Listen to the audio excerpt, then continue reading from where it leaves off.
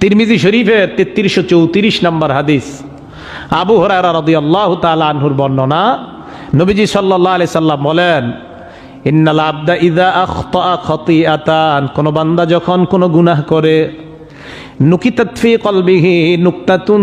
সাউদা, তার অন্তরের মধ্যে একটা কালো দাগ পড়ে যায়। ফাইদা হুয়া নাজা,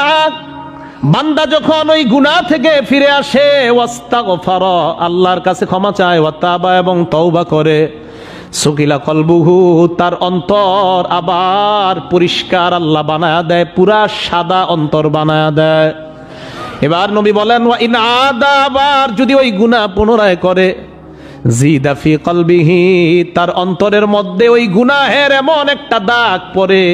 দাগ পড়তে পড়তে হাত্তা তালু কলবাহু, ওই কালো জিনিসটা তার অন্তরটাকে পুরাটা ঢেকে নেয়, পুরা কলবটারে ঢেকে ফেলে কালো।